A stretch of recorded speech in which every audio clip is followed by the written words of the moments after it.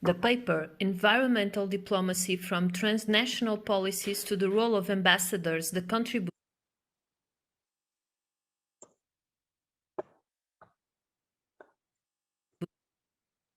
of David Attenborough, is intended to highlight the contribution brought to environmental diplomacy by leading television figure David Attenborough and his focus on the destruction of biodiversity by humans. It is intended to analyze the frames of his public interventions, comparing them with the prevailing frames in the United Nations Framework Convention on Climate Change Policies.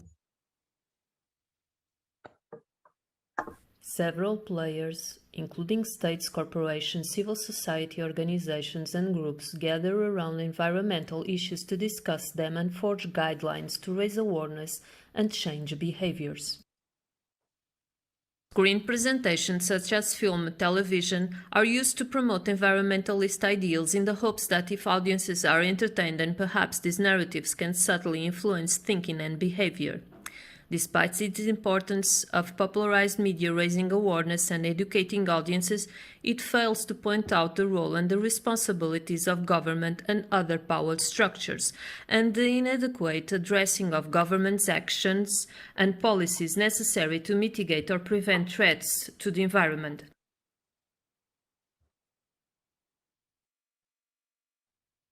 The use of a mediatized approach to win the hearts and minds of foreign publics can be identified in public diplomacy. However, the credibility and trustworthiness of governments as the primary sponsor or communicator of public diplomacy are often suspect because audiences tend to perceive a government's public diplomacy programs as manipulative propaganda. Gaining favorable media coverage and conquering appropriate frames is a prerequisite for all public diplomacy efforts. Therefore, diplomatic actors engage in the active frame-building promotion to strategically position themselves within the international arenas. Public diplomacy for global public goods appeals to wider audiences. It should focus on convincing them that the reasons presented are self-evident, universal, and possess absolute and timeless validity. From a critical standpoint, frame analysis relates to the production of discourse. Decisions about what can be said, how it is said, and by whom it is said are closely tied to who has the power, who wants to gain power, how power is disputed, and in which arenas power is disputed. Considering the media arena where power and the attention of audiences are disputed, the one who has the power is the one who masters media discourse. The one who knows how to frame a discourse will be in a better position to gain attention and access power. The institutionalized and politicized discourse is neither as popular nor as hooking as celebrities are. The choice of the spokesperson complements the rational and emotional appeal of the public diplomacy rhetoric around themes. Choosing a celebrity to be the spokesperson or ambassador for a cause is strategic. The choice must fall on an individual with credibility, relevance, coherence, and consistency in their approach to the focused issue. Sir David Attenborough has dedicated his life to the production and narration of educational television programs about the natural world. His presence in the media, especially on television, has been characterized by a concern to make the particulars of life on Earth known to the public and thus emphasizing the value of biodiversity.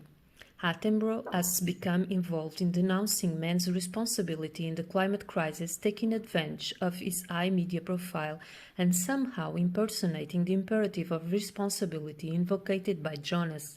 Sir David became the face of citizens in the public campaign Climate Action by the People, Take Your Seat, presented at COP24 in Katowice in 2018. He also megaphones evidence of bad corporate and governmental practice as causes of pollution, climate change, and imbalances in biodiversity. With his public activity, advocating for action and solutions regarding climate crisis, Attenborough uses his knowledge and influence to become the voice of several interest groups, associations, and ultimately of the natural world. Attenborough has agreed to act as an ambassador to promote a worldwide landmark study into biodiversity loss and its impact on the economy. The British government is demonstrating its determination to fight the climate emergency by appointing a beloved public figure and an iconic storyteller. God's people have spoken. Their message is clear. Time is running out. They want you, the decision makers, to act now. They're behind you, along with civil society represented here today, supporting you in making tough decisions, but also willing to make sacrifices in their daily lives. To help make change happen, the United Nations is launching the Act Now bot, helping people to discover simple everyday actions that they can make, because they recognize that they too must play their part. The people have spoken. Leaders of the world, you must lead. The continuation of our civilizations and the natural world upon which we depend is in your hands. Our empirical study relies on an inductive method of qualitative and interpretative nature. We have performed frame analysis to identify which frame is more salient in Attenborough's public intervention about the climate crisis and which frame is more salient in the UN framework for climate change, to compare if David Attenborough is using in this direct speech in diplomatic settings the most salient frames of the UN treaties. Transnational policies tend to use responsibilities and moral obligations as predominant frames, and they are presented in normative and technical discourse. As for The Guardian and its articles published between 2018 and 2020 mentioning Attenborough, we can say that the frames that are most used are moral, responsibilities, and problem. Talking of generations, people of my generation now are beginning to step into positions of leadership around the world. The work to save the planet is probably largely going to happen on our watch. What advice do you have for my generation, and what can we build on that you have started? We are one coherent ecosystem. It's not just a question of beauty or interest or wonder. It's the essential ingredient, the essential part of human life is a healthy planet. We are in the danger of wrecking that. If we don't recognize the sort of connections that I've been describing, then the whole of the planet becomes in hazard, and we are destroying the natural world and with it ourselves. Attenborough's notoriety and legitimacy are reinforced by his constant presence in articles published by The Guardian. With high media exposure and an educational function recognized by the public, Attenborough's public responsibility increases. Neither are his interventions deemed light, nor is his image used merely to increase the media visibility of climate change. Attenborough is both a celebrity advocate and a celebrity endorser, despite his discourse not being the discourse of a celebrity, but of an expert.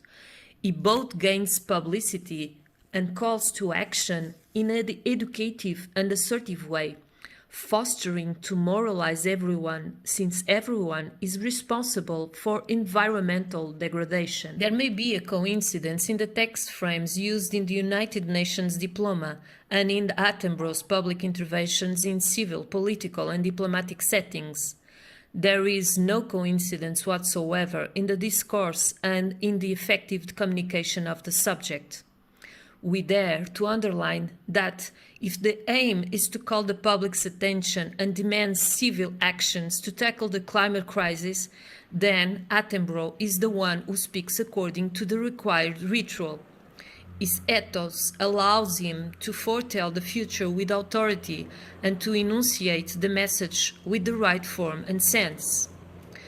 Sir David Attenborough is the aptest diplomat for environmental issues.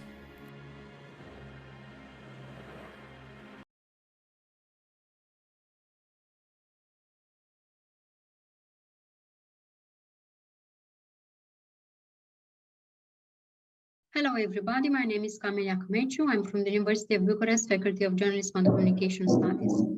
Today I'll be presenting the study entitled Representing Connective Action in Online Protests, Retweeting the Romanian Resist Protests Worldwide.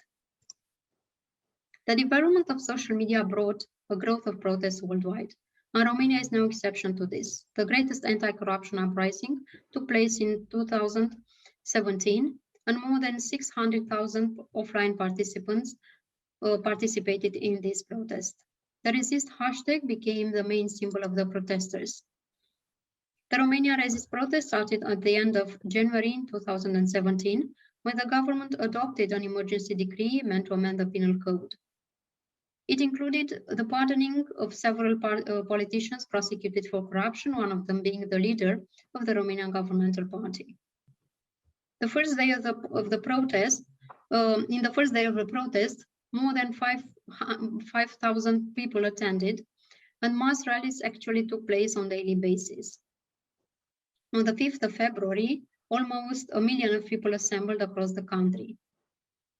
Due to this social movement, the Minister of Justice resigned, and the government eventually repealed the contested executive order. This study will be placed in the continuum between logics of collective action and connective action. And connective action actually is defined as the personalized expression shared over social networks. Personal action frames form the network, and this network is actually seen as an organization structure in itself. Although Twitter is not the most used social media platform in Romania, it was used during this protest. And the purpose of this study, thus, will be to provide an insight into the conversation and group network structure of the Resist Network social movement. For the analysis, I'll take into account the information flow characteristics of a network, focusing on interconnectedness of users and clusters, measurements, density, modularity, and isolates, and hierarchy of information flow with a measurement of centrality. After having this analysis, I'll try to fit the network created within one of the typology of Twitter's social media network structures identified by Smith and his co-workers. Drawing on the above mentioned aspects, the first research question will be, how is interconnectivity achieved in the Resist network social movement? Information flow actually implies also the extent to which a network structure is hierarchical or egalitarian. Thus, a focus will be on social mediators, identified as hubs, and influential actors acting as bridges. Two measurements will be taken into account, namely in degree centrality and between centralities. I'll follow also the typology of social mediators as core, elite, or non-elite actors. So, drawing on the above, the second research question will be, who are the top social mediators in the Resist network acting as hubs and bridges? Hashtag communication is also important because hashtags are significant affordances, and the use of hashtags is a technique actually of spreading information, the contact being more visible to others. The third research question will be if there are any notable changes in the hashtag link word pair patterns within the top 5 groups of the Resist network social movement. So I'll use two types of analysis. On the one hand, social network analysis for the information flow characteristics of the Resist network and finding social mediators within the top 5 groups, and content analysis, namely focusing on the Twitter messages in the top 5 clusters or groups in this network. I use now the Excel Pro software to collect the tweets from the beginning of the protest up to the 27th of February. More than 6,000 edges were present and 2,000 vertices. As I mentioned, the metrics taken into account will be density, modularity, and isolates. To find the social mediators, the two centralities will be taken into account: in decreased centrality and between centrality. For the content analysis, as I said, the top Twitter users will be classified taking into account elite actors, core actors, and non-elite actors. The conversation for the conversational analysis of tweets, I text mine the messages, and the metrics taking into account were network top items, words and word pairs, analysis of hashtag words, word pairs, and links. The first research question focused on the interconnectedness among the Twitter users. This is a visualization created with a Node Excel Pro, and it was created using top hashtags. As you can see, the density is low, showing that actually this network shows a very sparse graph. The isolates are high, more than 80% of our isolates, showing thus a lack of reciprocal communication. These disconnected Twitter users mention the resist hashtag, but they do not follow, mention, or reply to other users in the network. The second research question focused on identifying the top social mediators acting as hubs or bridges. The top 10 vertices as hubs were actually non-elite, so individuals, and there were 2 elite social mediators, a journalist and the head of a company. The variety of locations of Twitter users, Belgium, coming from Belgium, Czech Republic, Italy, Spain, United States, shows that this protest could be linked to what MARPE identifies as a transnational activism in support of national protests. The top 10 bridges are non-elites, Romanians from Diaspora, from the United States or Belgium, for example.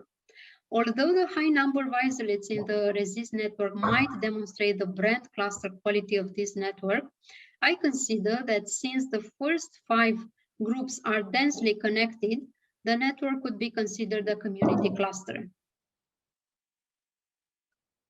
The community cluster conversations are defined as bazaars with multiple centers of activity. And this was actually the third research question, namely to identify if there are changes in the shared content.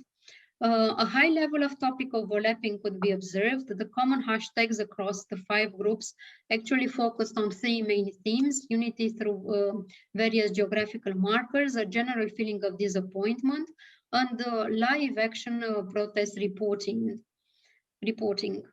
The creation of the human EU flag on the 27th day of the protest in the Victoria Square was a significant element of the resist movement choreography. This topic is also present in the various links across the 5 groups: personal Twitter links, international, national news media links. But despite this topic overlapping, a level of diversity could be observed. For example, the first group focused on reporting about the participants. The children hashtag was used on international solidarity, focusing on the Icelanders' moral support for Romanians. The second group focused on cause and solution, and actually it was the only cluster where the solution of resignation was more salient. The fourth group focused on a hashtag, namely a red plague. This is actually the metaphorical representation of the ruling government as a spreading disease and as a communist party. The fourth and the fifth group focused on fake news, the Twitter users criticizing some Romanian media outlets for disinforming about the protest. And one interesting aspect was this humorous representation of the protest present in the second and in the fifth group. And I'll bring you two examples. The banner at the bottom shows actually a recontextualization of the well-known song of the Police rock band to the Romanian movement context, namely every breath you take, every move you make, every smile you fake, every step you make will be watching you. And The image above shows actually the paronym leave you, the first name of the former prime minister, and the English leave you. EU, I don't leave you. The research questions on this study actually focused on two main aspects: interconnectivity and information flow on the one hand, and shared content within this network. The social network analysis showed a lack of reciprocal communication, so a large number of isolates, thus showing that the conversation was more among the unconnected Twitter users. Despite this, the analysis of social mediators shows the salience of non-elite actors, thus the importance of acts of personal expression as parts of exchanges among people all over the world. And although there were a lot of non-elite actors, we have also an elite diaspora, which aims at supporting a transnational activist for the Romanian anti-corruption movement. The analysis of hashtags showed the presence of hashtags related to protest causes, solutions, or calls to action, but without a clear mentioning of an organization. Thus, we could conclude that the Resist network laid an emphasis on what Mercea labels as fellowship identity rather than an organizational identity. The Resist network presented a high level of topic overlapping, as I said, but the Twitter users preferred complaining about the injustices of the Romanian government and coming up with the solution of resignation, for example, thus explicitly making a call to action for online or offline action. This need to provide a personal action frame of stopping the corruption goes in line with the results of a study carried out by Adi and her co-workers. They showed, for example, that the interviewed protesters considered that they had a strong sense of duty as citizens to speak against the political decisions. Despite this lack of a clear online call to action, the protesters from Romania and Diaspora joined the offline movement and succeeded in determining the Minister of Justice to resign. This study has also some limitations. I'll mention two of them. First of all, the choice of one social movement. A comparative analysis would be very interesting to observe. And the content analysis focused on only top five groups. This is the list of references. Thank you very much. Looking forward to your questions. And hopefully next year we'll have an offline conference. Thank you very much.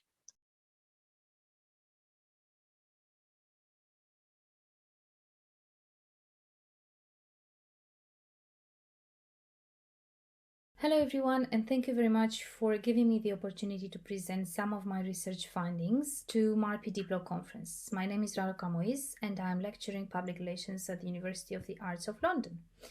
Now, I will have this presentation about diaspora diplomacy and the modes of engagement with a focus on communication practices of Romanian diaspora in UK. So I'll start first with highlighting some of the key features of the concept of diaspora diplomacy. I will then outline the research aims, my research aims, give you a bit of background in terms of my methodology, and leaving more place for results and conclusions.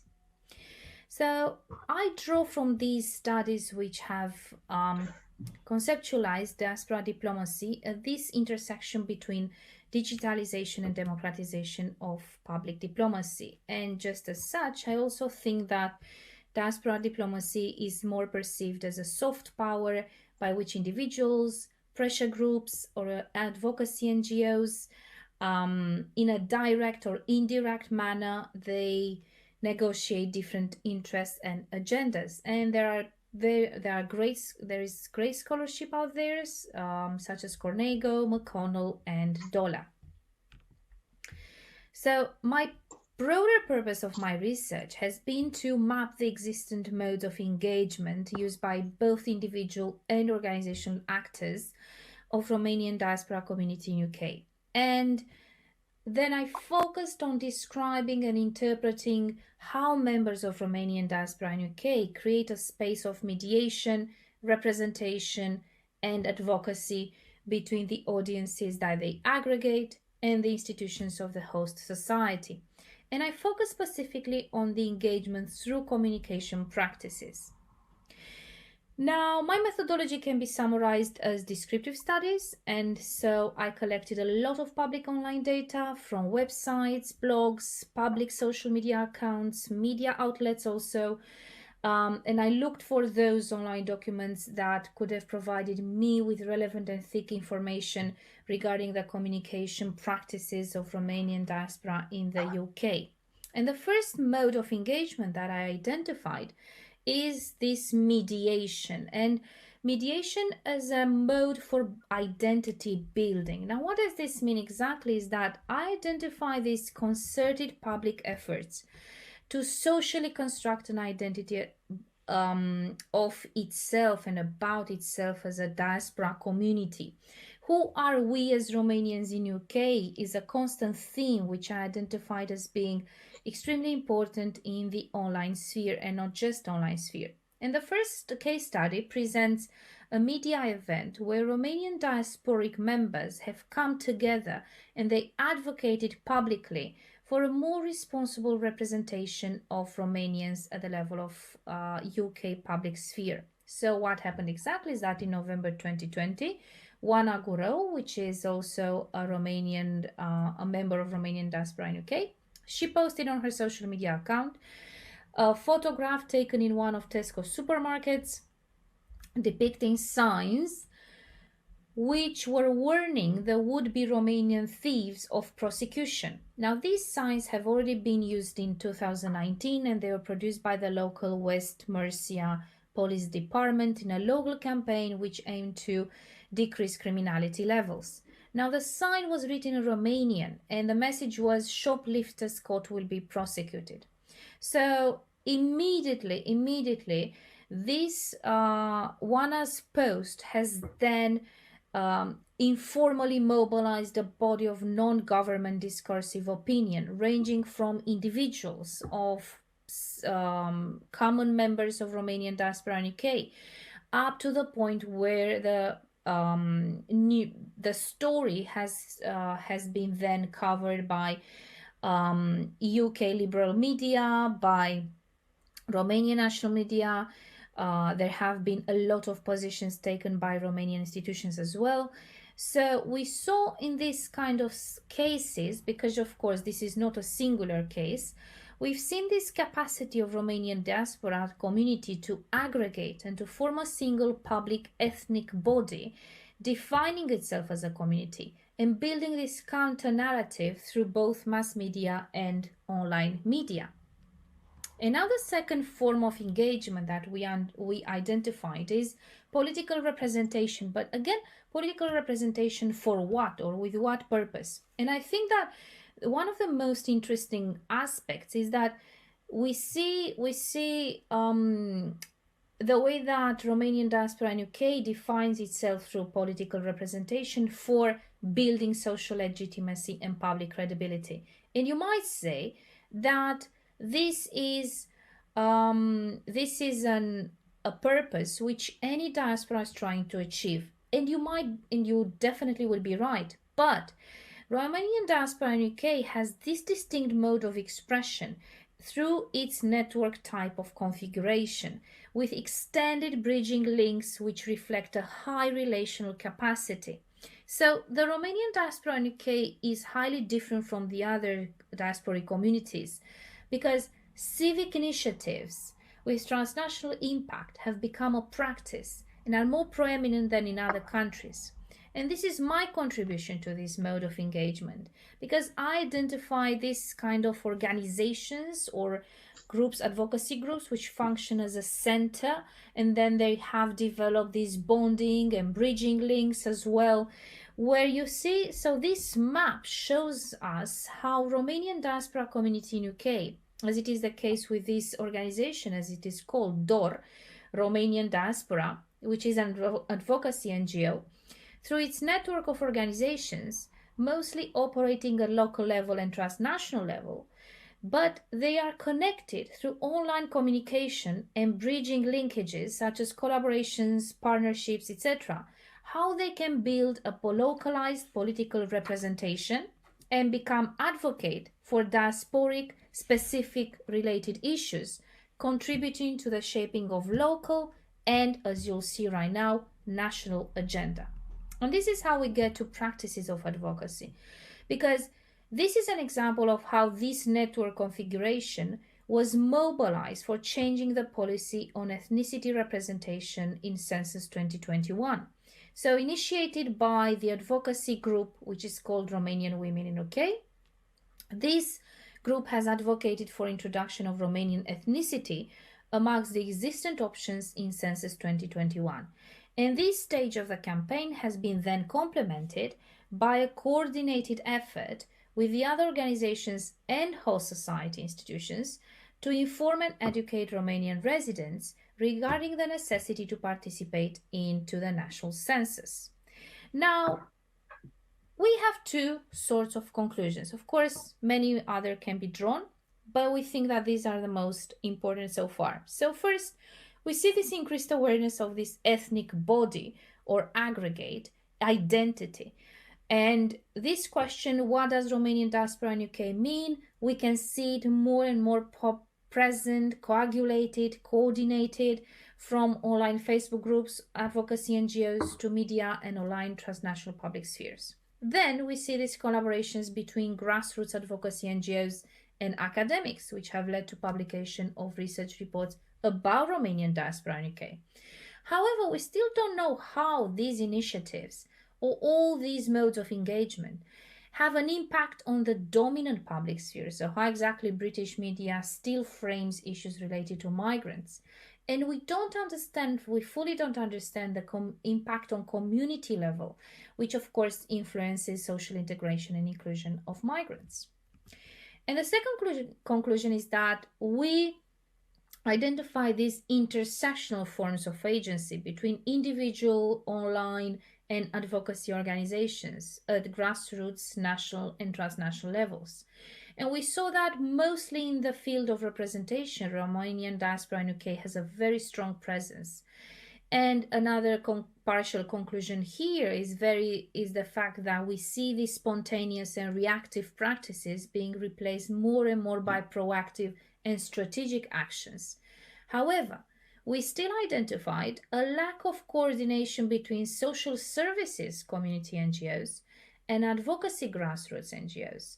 And we also identified a gap between these Facebook groups initiated by Romanian members of Romanian diaspora and the online audiences that these advocacy organizations aggregate. And this can be definitely considered future directions for research. Thank you very much.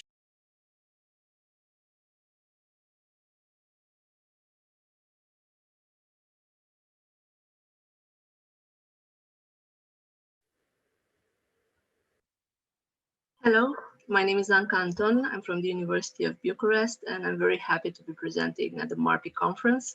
My paper is Moving Beyond Citizen Diplomacy, the Unattached Diplomats. And the starting point for my paper is that we are currently living in a diplomacy world that moves beyond a lot of the traditional contexts, and we are moving into new issues, new actors, and particularly new formats.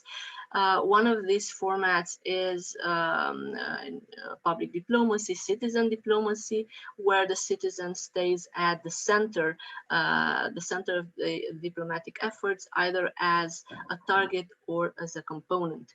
So citizen diplomacy basically emerges from Eisenhower's people-to-people speech that set the stage for how a global citizen should act and interact with other citizens from around the globe in order to promote shared understanding and, as he puts it, meaningful person-to-person interactions. So the purpose of my paper is to identify, to explore to what extent this concept of citizen diplomacy and citizen diplomat is a valid one to use in the case of individuals acting as unattached diplomats. So basically citizens that do not necessarily support or advance a state-led, state-centric agenda or structure. but are individuals that act according to an individual agenda. So, and most of the times agenda coming from the public sphere and particularly from civil society. This unattached term, of course, comes in opposition to the term attaché, diplomatic attaché, which of course symbolizes or points to this strong connection of the diplomat to the state it represents. The theoretical framework that I used has 4 pillars. On the one hand, it has the dimensions and characteristics of citizen diplomacy seen on 2 levels, citizen-led diplomacy and state-led diplomacy, where citizen-led diplomacy sees the individual as untouched by government officials, or at least regarded as such. Of course, in addition to this, we have state-centric diplomacy as opposed to society-centric diplomacy. So this, of course, is another parallel that we can make. Another dimension is represented by the citizen diplomat taxonomy of Sharp, in which he presents the different ways in which an individual can act as a diplomat, either with or against or in parallel with the state. I am particularly interested in those that do not act alongside the state or alongside, for example, a commercial organization, but rather follow their own either autonomous, subversive, or independent agenda. The other 2 theoretical dimensions are the conditions for diplomatic agentry, as put forward by Laporte, which are minimal institutionalization and political objectives. So this diplomatic agentry played an important role here.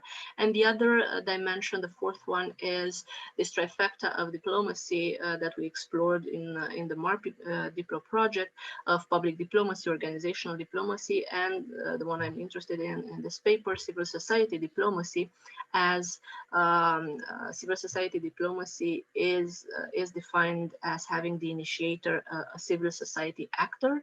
We define these 3 types of diplomacies based on the initiator.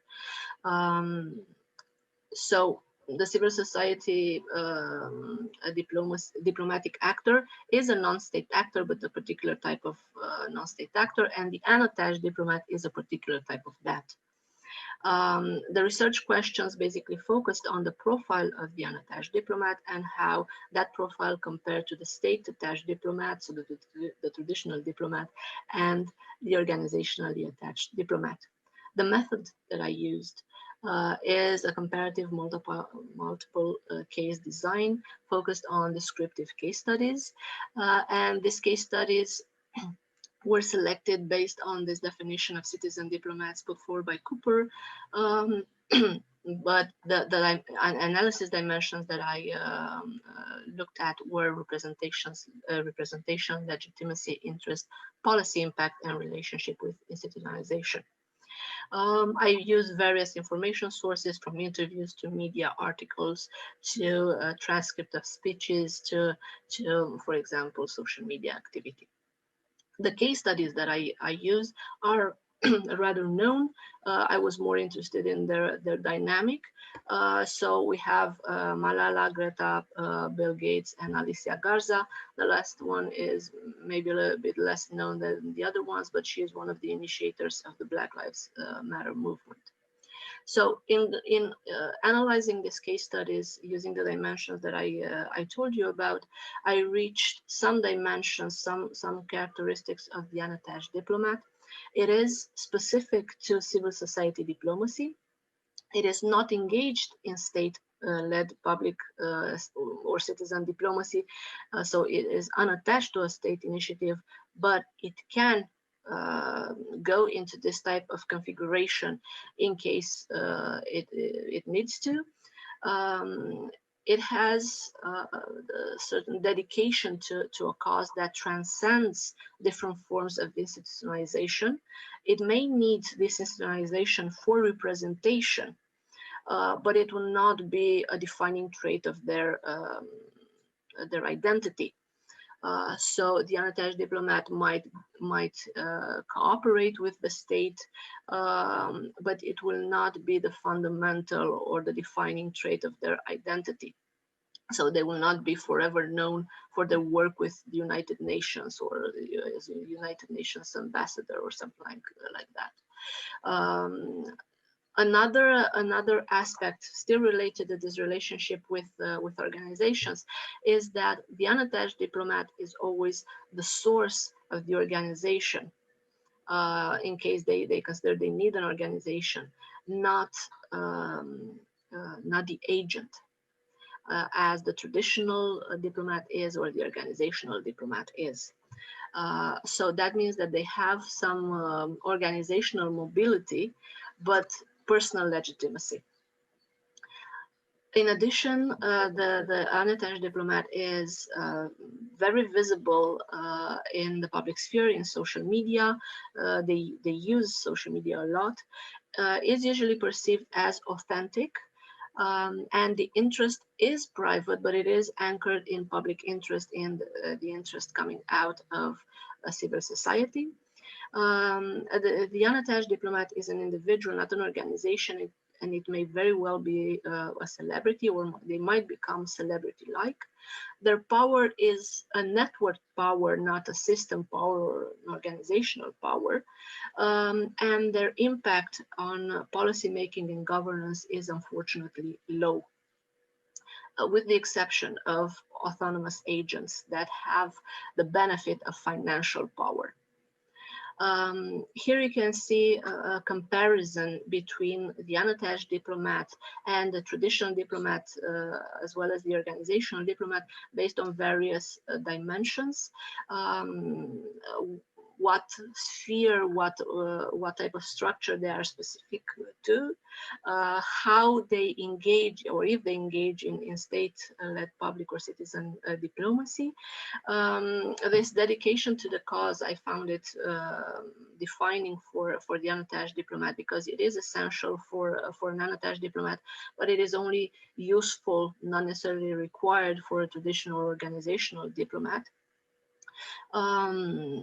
In addition to this, the power source or the power type differs. For the unattached diplomat, a lot of the times it is networked. For the state, for the traditional diplomat, it is the state. So there are fundamental differences between the unattached diplomat and the other types of diplomats. One essential one is that the unattached diplomat is a diplomat throughout their lifetime, whereas the traditional or organizational diplomat stop their diplomatic agentry when they leave the system, or when they leave the organization. The unattached diplomat makes the cause a lifelong cause, and they are attached to the cause, not to the structures. Thank you very much for your attention. If you have any questions, I will be more than happy to answer. The paper environment. Okay, so we finished the videos, and now the floor is yours. Who wants to put the first question?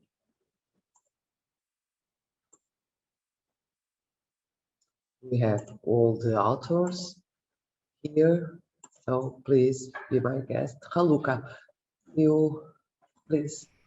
Yes, hi. Just wanted to mention a little bit of to explain the difference between the title on the slide and the title in my presentation. Because once I started to really get in depth with analysis of Romanian diaspora, I realized that there are so many intersections between individual and organizational actors that I couldn't just miss these kind of intersections in the presentations today. So this was one of my notes. And the second question for a question for Sonia, but also Anca, because I think that their presentations, they connect so well. For Sonia and Isabel Soares, I'd like a question. I think that I don't know if you captured necessarily in your research, or I must have missed it, but I remember distinctly that there have been a lot of, let's say not a lot, but very authority-based opinions in UK media related to Attenborough's lack of, let's say, awareness or generating awareness or position and even stance on climate change with his initial documentaries that he did on BBC. There were articles in the liberal media in UK, and then indeed there have been the documentaries which started to focus more on climate change, on sustainability, and exactly what this, and that's exactly when he came up with this narrative and a specific point and frame of it's an ecosystem, we are all in this together and everyone is responsible. So this was my first question, if you spotted as this specific point in the way that he built his diplomacy as a citizen for climate, for environmental issues. Thank you very much. Okay, I don't know if Sonia wants to start the answer to Raluca's question, but I could spearhead it if I may. Thank you, Raluca, for this question, because this has been actually one of the pivotal criticisms pointed out towards David Attenborough, the fact that he has not been acutely active in denouncing the destruction and the systematic devastation of the worldwide ecosystems. But I'd like to point out that David Attenborough has been a leading activist since the 1950s. And I have here with me two of his earlier books, Adventures of a Young Naturalist of the 1950s, and also Journeys to the Other Side of the World, which is 1950s, 1960s, where he is already showing the devastation of the pristine lands. And he has used his voice to start speaking about that at a very, very early stage of his career. What happened is that there was that in the printed medium and not exactly in the televised medium, because David Attenborough started out the BBC's narrative on documentary making. And to get to that narrative, they had to invent and develop a whole visual, in this case, televisual grammar that comes from the headquarters of the BBC in the 1950s, Alexandra Palace in London. So his highly mediatized profile on the TV, on this televisual medium that was just emerging after the Second World War, prevented part of his criticism from being heard. And I'd like to connect to Anca Anton's presentation, which was also brilliant and connects very well with ours, because these individuals who are the, let's say, informal diplomats, they have this very high network impact. David Attenborough has only been in social media networks with and because of his latest documentary, A Life on Our Planet. He has been on Instagram, or he had an Instagram account for just 2 months, just to promote the criticism of the documentary. And he broke the record of the first person to ever get to 1 million Instagram followers in less than 5 hours. So we are seeing here also a shift and an evolution.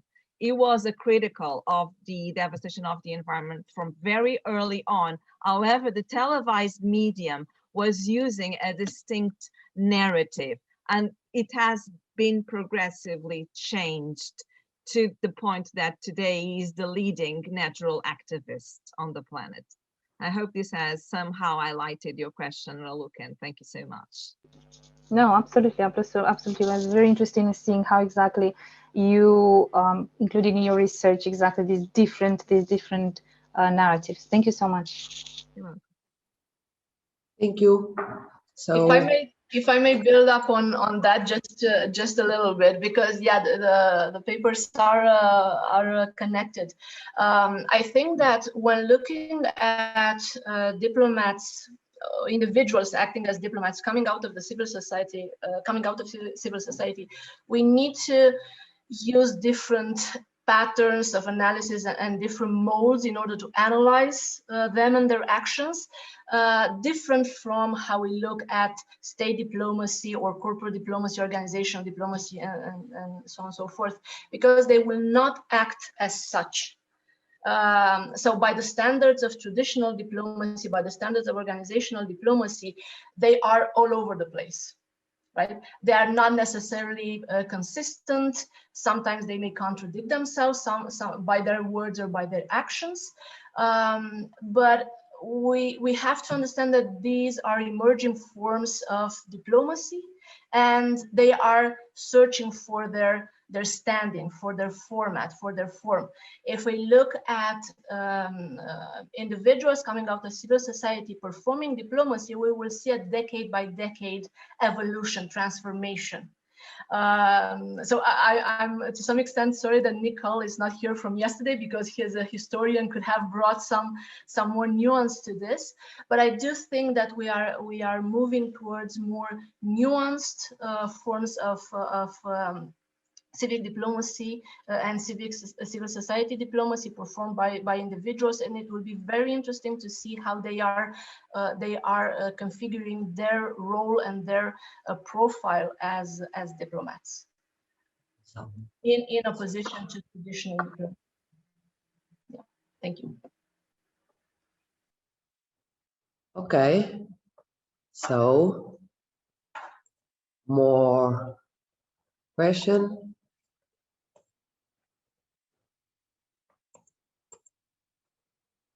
No? Well, I would like to put a question to Raluca. This Romanian diaspora in UK, there were any attention or any relationship between this Romanian diaspora in UK and public authorities? I mean, if the public diplomacy from Romania is looking to this diaspora, and if they are trying to have some relationship or this diaspora don't want to have that kind of relationship. So thank you so much. Thank you so much for the question. It's really interesting. I think that these actors that I identified in my presentation, and I highlighted in my presentation, individuals and advocacy NGOs, they function as mediators.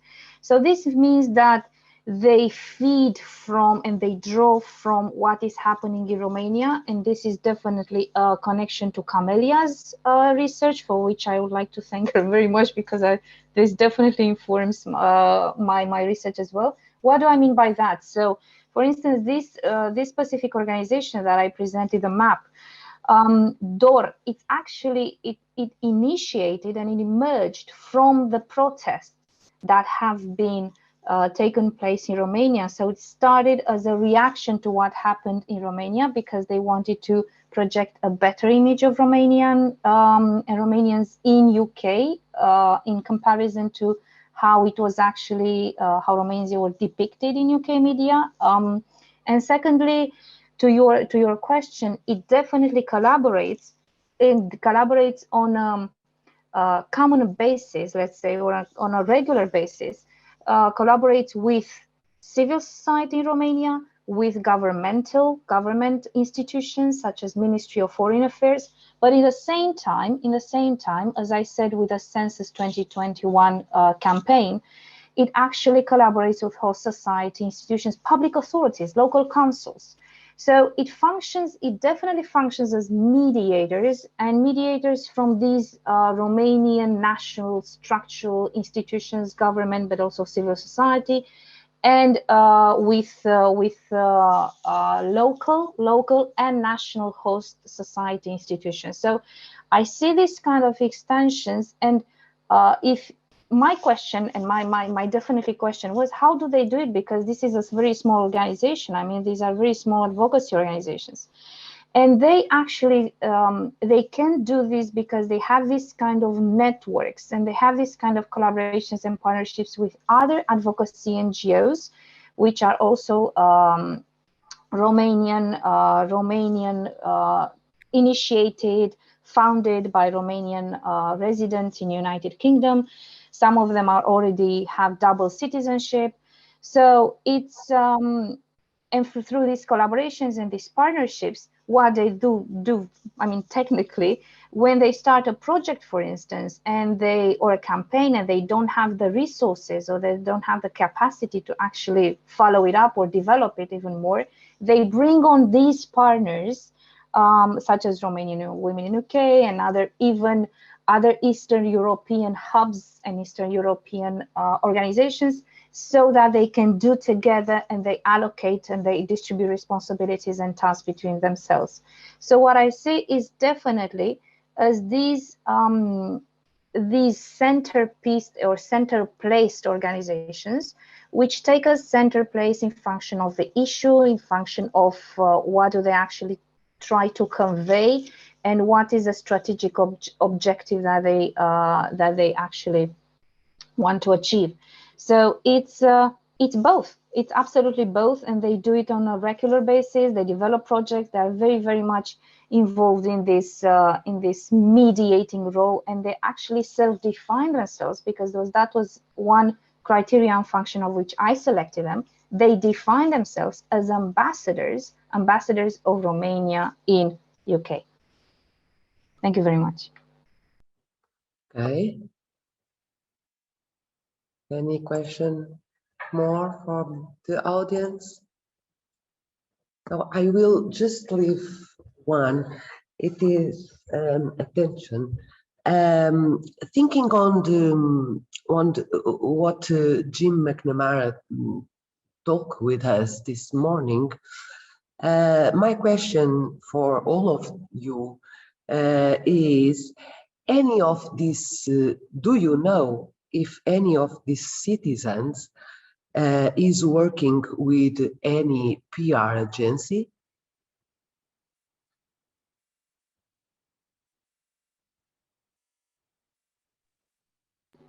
I can start.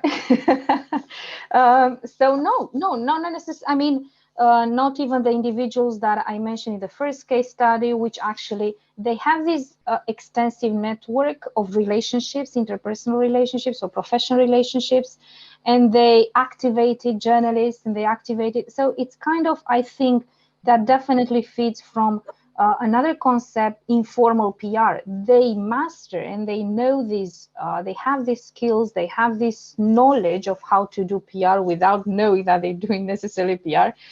And they definitely, I mean, even for the organization that I just mentioned, they don't have a PR person, a professional who employed to do all this work. And yet, these are the founders of the organizations who are doing it. Thank you. In the case of David Attenborough, what I can say is that he does have his own producing company, although his last documentary was done by Greyback, which is another independent producer. However, who does his PR in a sense is his daughter, because she reads his mail and she's there to fine-tune his agenda, but he does not have a PR agency per se. And the people who created his Instagram are related to the producing of his latest documentary. So he does not have PR staff per se, but he has a whole team working in his documentaries. In my cases, Bill Gates does through the foundation, but he also worked with individual, with PR professionals for his individual gain, and Malala also. but I would point out to the fact that usually diplomats coming out of civil society are very visible online. And one of the reasons, not only online, but one of the reasons that they are in the position that they are is because they have, let's say, a natural instinct for doing PR. So working with an organization and a professional might fine-tune that, but they do have some instinct use of PR. I wouldn't go to the point of comparing them to Barnum, but in terms of obtaining visibility, but they do have some innate PR-like qualities. Okay. For the protests, to be sincere, I don't think so. Within the top 10, actually a woman was the head of a corporation, a Romanian woman living in Belgium, but to be sincere, I do not think that she had a PR agency beyond everything or every tweets and something like this. There were some journalists, but actually they were Romanian journalists in Germany, and they were proud of this protest. In my opinion, no PR agency. Thank you. Okay. Thank you to all